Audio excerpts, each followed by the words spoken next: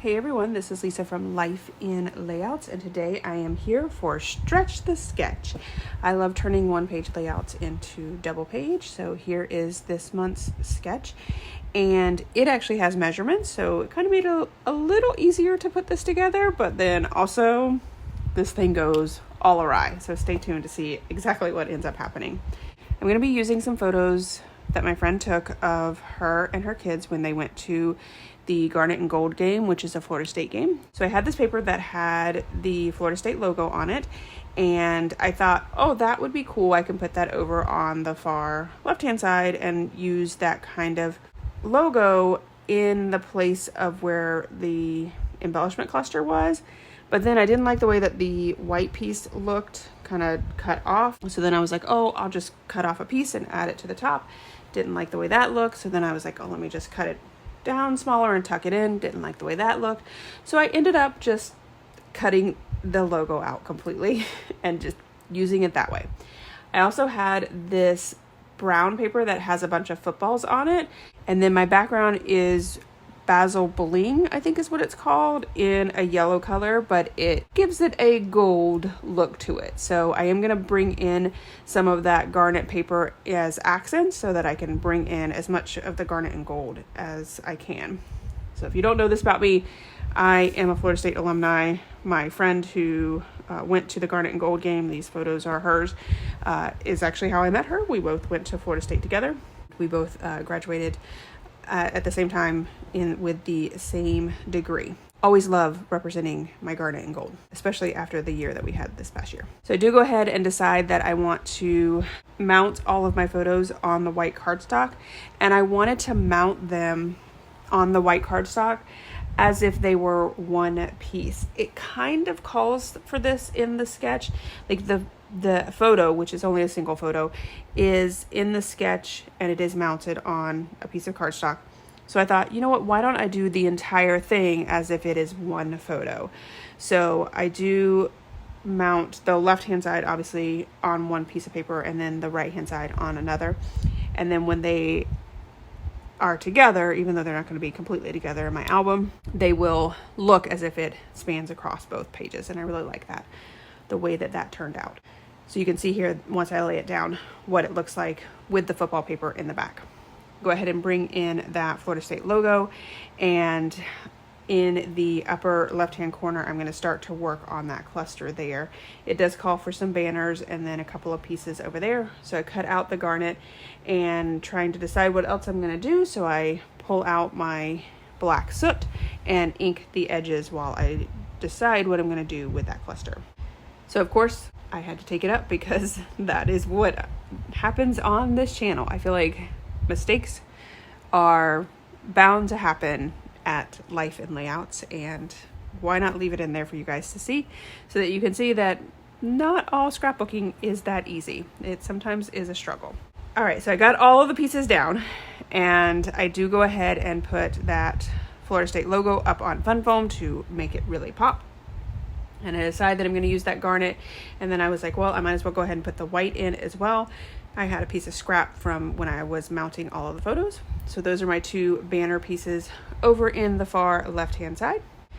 I wasn't sure how long I wanted them to be, so I just went ahead and left them their length, and then once I got them down on the layout, I trimmed them off on the edge. So after I get those down, I do go ahead and pull out some football stickers. I think I picked these up at Hobby Lobby. I don't really have a lot of sports things, so I did know that I had a couple of photos that I wanted. So when I was there, they were on sale, and I was like, oh, let's just go ahead and put them in my sports memorabilia and use them. And I actually ended up using a football in each one of the clusters.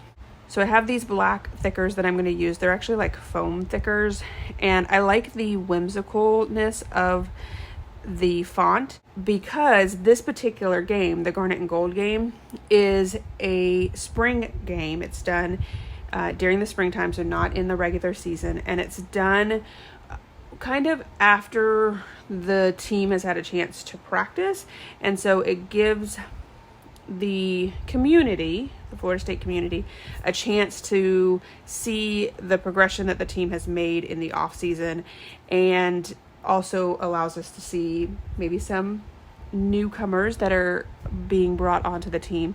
And so it really is just the defense playing the offense. And so you can see in kind of the photos there that there isn't a big crowd, because obviously it's not like one of our major games. It's just a game that is really for our fans, and the cheerleaders are there and they're showcasing their spirit and the things that they've learned as well.